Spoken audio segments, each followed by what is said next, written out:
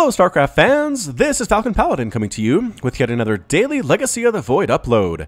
This is game 1 between Soulkey and Polt on Dusk Towers. This is from their best of 5 series from IEM 10 Taipei that wrapped up just about a week ago. I'm going to cast every single game in this series, no matter how long it goes. They're going to go into the 7 p.m. Eastern slot on my daily casts. I'm going to be sure to get Protoss in the noon Eastern slot of every single day at one of these posts, just so Protoss doesn't feel underrepresented. All right, you're with me? With me? Let's go. In the top side of this map, we have the Red Terran player representing CM Storm and the nation of Korea. It is Polt.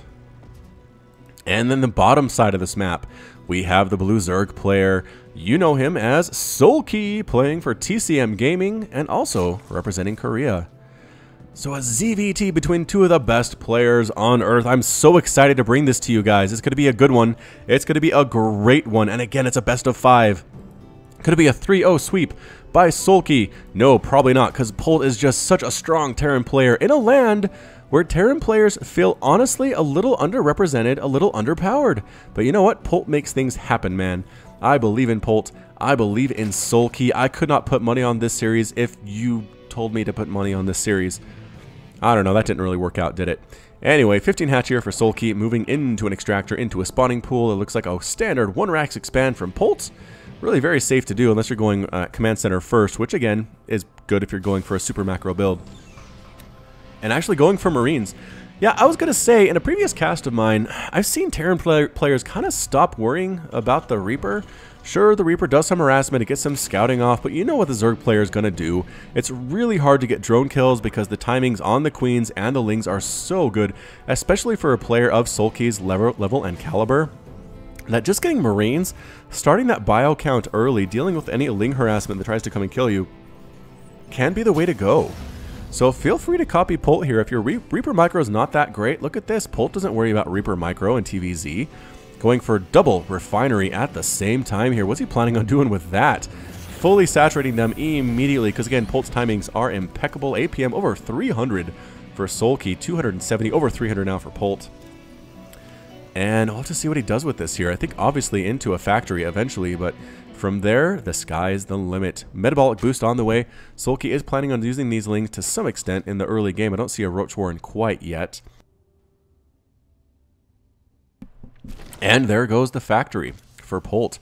So definitely going for that 1-1-1 Destiny Cloudfist type build with the command center built in. Again, we need a new name for this, but that's what it is. Marine. Oh, 2 Marines trying to get rid of this Overlord. No, the Overlord positioning too good from Soulkey is going to knock it down into that orange health, but no lower. The Overlord cannot really scout in because these Marines are very, very attentive. But a few Lings slowly making their way across the map, but no Marines stutter stepping their way. Oh, I don't know. Oh, the Marines on the high ground actually chasing away the Lings, killing one of them. Excellent, excellent. That was a smart move by Polt. I think he would have lost these Marines kind of pinned against the wall, but he had Marines on the high ground. And it worked out in the end. A lair. There's the lair. A lair for Soulkey here at 3 minutes and 20 seconds. Wow, definitely teching up. Again, still no Roach Warren at all. Whatever he's planning on defending with, it's going to be Lings. And again, if it's going to be Hellions, it is Hellions. It is so difficult to take out Hellions using just Lings against a player of Polt's caliber. We'll have to see if Soulkey can do it, or if he's going to go for a Roach Warren here, somewhere in here. No, getting a Spine Crawler, so maybe teching straight to Ultras, although I'd imagine there's a third base by now. Why is he not taking a third base? Baneling Nest. A Ling Baneling opening against Terran for Soulkey. Is this mind games? The Lings do manage to scout out the reactor, obviously on the factory. They see the Hellions. The Hellions are coming. There are 2 Queens right here. A Spine Crawler should be completed by the time the Hellions show up. Should help with some of the DPS poking away at those there Hellions. And there's that Baneling Nest that we mentioned earlier. So, all right, here come the Hellions. Not sure how much they're going to be able to do. They're checking for a 3rd base or a 4th base there. They try to get... No, can't quite get the Creep Tumor. And they might just head on home. Nope, they're regrouping. They're regrouping with their Hellion buddies. More Hellions on the way. And a Viking. I think Polt's going to go Overlord hunting, getting Stim for his bio units, and there's a Spire. So Soulkey going for about a 2.5 base Spire opening here. He is getting a 3rd now. Seems a little bit late, but who am I to question the greatness that is Soulkey as that Overlord gets killed by the Viking. The Viking is definitely out for blood, but there's an Overlord way over here, kind of hard to find. One over here, too, kind of hard to find. Poking around, it is Queen versus Hellion. It's not a very nice relationship, even in the best of times, and especially when the Hellions are trying to kill the Queens get kind of agitated. Using their flamethrowers, extra damage versus light, but not much damage against non-light, and Queens are biological psionic, so definitely not light at all. Meanwhile, we do have some medevac production here. There it is. Medevacs, and yeah, picking up, boosting off. Here is Polt scanning the main base, not seeing much of anything to worry about. No spines, a single Queen, making a beeline for that main base. Oh, changing trajectory just a little bit. Maybe to meet up with these Hellions. There's a Roach War in now, and the Spire just finished. Alright, so Soulkey, if he can hold this with mutas, I'm going to be super impressed, because that's a lot of Marines inside those medevacs. Going to zoom out just a little bit to see what we're dealing with. Creep spread's going to be very useful here for Soulkey. Here comes that Viking looking for more Overlords. Looks like he did find the one. No, he didn't. He didn't find this guy, and that's morphing into an Overseer. Alright, Stim just about to finish. Here comes a Hellbat Marine timing. Not good for Soulkey at all. Spinecrawler trying to poke away, but immediately transfused and destroyed. About a waste of a transfuse. Baneling's morphing it at a wrong place. Every Baneling gets taken down. Oh no, Soulkey. Oh no, 4 Queens is good. The mutas, again, not enough mutas to deal with the Marines. This composition's so good. Drones running for their lives. Transfuses going down on the Queens. The mutas trying to pick off reinforcements as they come, but he might just lose the space entirely. The Hellbats and the Marines coming together once again, trying to burn down this third base immediately, and they're going to be able to get it. I don't think there's anything that Soulkey can do here. Oh boy, drones did get destroyed there as well, and there goes the hatchery. There goes the Baneling nest. Some Banelings are here, but they're slow Banelings. Oh, what a strong attack here from Polt. Banelings, you're getting nothing. Okay, so they do crash on top of the Hellbats and manage to kill like 3 of them, which is nice. The Hellbats do get cleaned up by the Roaches there, but the Marines, man, the Marines are so darn strong with that Stim. The mutas are trying to take down the medevac. Baneling crashes, and they do manage to get rid of every single Marine there. And the medevac heading on home, trying to get out there. Nope, Queen takes it down. Alright, so Polt basically lost a bunch of Hellbats, 2 medevacs, and a bunch of Marines for a Baneling nest, a hatchery, a Spinecrawler, and a few Queens, and a bunch of workers. So 3,000 minerals lost, 600 gas lost. For Soulkey, Polt 1,400 minerals, 200 gas. So yeah, definitely in the lead there, including those 9 worker kills. Polt looking good, man. Looking good indeed. Muta's just trying to be annoying. There really aren't enough of them to kill much of anything. There's a missile turret here defending, going to fly into that missile turret, take a shot, back on out, take an angle away from the Marines. It's 116 to 82 total supply, infantry weapons level 1 and armor level 1. Just about to finish for Polt, finishing as I speak. So +1/+1 on these Marines and these Marauders, medevacs in the air as well. Looking so darn good. Ravagers, Roaches, +1 Carapace, and +1 missile attack on the way for Soulkey, but I'm not sure it's going to be ready by the time this Bio Ball shows up. So Soulkey, man, he's going to try to do this thing. Again, the creep spread is going to help, but I think we're going to see a scan here. Roaches and Banelings. The Muta's trying to fly in and snipe down those medevacs if they can, but this is actually enough to chase away Polt. Roaches do pretty good against Marines in small numbers like this. If it's a big group of Marines with upgrades, Roaches do not do as well. Their upgrades don't scale nearly as efficiently, but at this point in the game, Polt was right, I think, to retreat. The Roaches were enough to scare him away. Ravagers very useful here, too, with that extra range. They do have a range of 6. Roaches have a range of 4. Really, really useful against those Marines and those Marauders. Alright, so here it comes again. The Marines are starting to die here. Picking up, boosting out is Polt.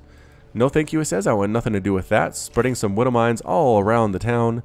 Marine, Marauder, Widow Mine, Medevac. Is this a Heart of the Swarm strategy from Polt? It basically is. I don't see any Liberators. Maybe he doesn't need them. Scanning the main base again to see what's going on. Not much to see. There's not a quick hive or anything like that. And, alright, here we come again. Killing a couple Marines, picking one of them up.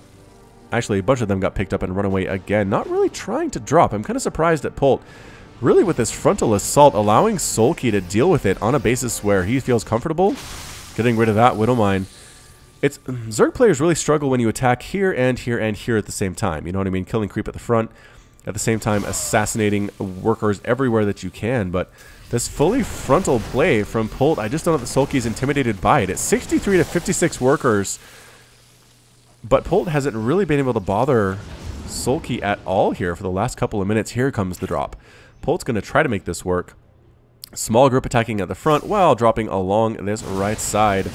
Is this enough Marines and Marauders? Corrosive Bile missing nothing but forcing the army back. Muta's in the air, actually trying to get rid of these medevacs before they land, but no, they are too fast. The Marines land on in. Here comes the army to try to deal with it, moving up the front as well. Here is Polt getting rid of all of these creep tumors, and the Marines pick up, and they're going to boost on out, I think. Yes, they are. Mutas, not enough Mutas to take down those medevacs. Another big attack here. Good concave from Soulkey, actually forcing Polt back once again. So, all right. Again, the problem here for Soulkey is it's 3 base to 3 base, just now taking a 4th base. Had to replant this hatchery. Worker count is still below Polt's by about 10, which is not where you want to be against a Terran player. As you can see here, the income is definitely favoring our Terran buddy. Meanwhile, Polt is working on +3 attack because it's 10 minutes into the game, because why not? That is Polt. That is how Polt does things. This base definitely going to fall way too much DPS. Corrosive Bile going to try to save it, but no. Ends up falling. Baboosh. Another drop back here. There are roaches. Are there enough roaches? Not really. The healing is too good from the medevacs. And I just don't think this is going to go well for Soulkey at all. He's losing roaches. Marines are dying a little bit. Another huge attack at the front, though, for Polt. It's 193 to 162 total supply. Roaches, Ravagers making a final stand, but there are too many Marines. Too many Marauders going after the infestation pit. Oh, no, loses the infestation pit. SCVs are dying, though. There's actually a roach burrow attack back here. Liberator's trying to clean this thing on up, but this is just too much bio. The 3rd base ends up falling. 30 SCVs were killed. What is this insanity? All right, maybe not. Maybe Soulkey's not completely out of this yet. It's still 161 to 112 total supply. Losing evolution chambers, losing so many drones. 24 drones have died. All these roaches finally cleaned up. They finally do get cleaned up, but wow, the damage that was done by this roach attack. Just insane amounts there. And is Polt gonna head home? Indeed, Polt does, killing some overlords on the way, but Burrow Roach still here. I saw that it was getting Burrow, but I didn't know that Soulkey would be so darn effective with it. So Burrow Roach is sitting here on the ramp. There's a missile turret being constructed. You probably should deal with that if you can. And no, the roaches decide to head on out, possibly kill some of these workers as they retreat. More Burrow Roaches for Soulkey. Heading on up. If you can't play good defense, play a good offense, I think is what Soulkey is thinking here. More SCVs are dying. 2 SCVs, and the one final SCV retreating on home. Here comes the stimmed Marines and Marauders, and going the wrong direction because the roaches are coming up this way. This army just kind of hanging out for Polt. I'm kind of surprised. I don't know what I'd expect here. It's 31 to 32 harvesters. Again, the army supply is much, much bigger for Polt here. 6,200 minerals compared to 2,900 minerals. But actually, Ravagers on the way. I don't know. I think I called this game a little prematurely here. Soulkey's burrowed roach maneuvers really paid off. So many workers were destroyed for Polt. And another attack up here. Roaches, Ravagers, Corrosive Bile getting rid of one of the Liberators. Not taking the other 3 down, though. Can they destroy this small group of Bile? Yes, I think that they can. Corrosive Bile is getting some good hits there. Actually, right on top of these bioed units here, Corrosive Bile needs to get rid of these Liberators immediately. They're trying to kill the Orbital Command. They're trying to get rid of another Liberator. Does end up falling. An attack from the backside, though. Polt with the sandwich on the Roaches and the Ravagers. Corrosive Bile is trying to be thrown down. They do get rid of a medevac, but just stutter stepping forward here is Polt. All the Ravagers die, and that's it. A GG from Soulkey. Soulkey is defeated. Polt's victorious, and Soulkey has left the game. So, Polt takes game number 1 with a really, really strong opening attack with Marines, with Hellbats, and Medevacs. There was nothing that Soulkey had to deal with that. He had Lings. His Banelings were late. He had like 4 Mutalisks, just a little bit too early for what he wanted to do there. If he'd gotten a Roach Warren and a Ravager a composition, he probably would have been okay. But as it stood, nope, that put him way too far behind. The Mutaball never really got that big. How many did he have left? None. He lost 5 mutas. He only made 5 mutas all game. Couldn't really whittle down that medevac count enough to where he felt comfortable with it. There were 10 left for Polt when all was said and done. And again, that +3/+3 just about finished for Polt meant the end of times for this Roach Ravager composition as we saw them explode here. So that's it from me. This is it from Soulkey and Polt game number 1. Game number 2 will post tomorrow at 7 p.m. Eastern. And yeah, this has been Falcon Paladin with yet another daily Legacy of the Void upload. Hit that like button, hit the subscribe if you like what you saw and what you heard today. You can also catch me on Twitter and Facebook, both at /Falcon Paladin. And until next time, as always, thank you so much for watching, and you take care of yourself.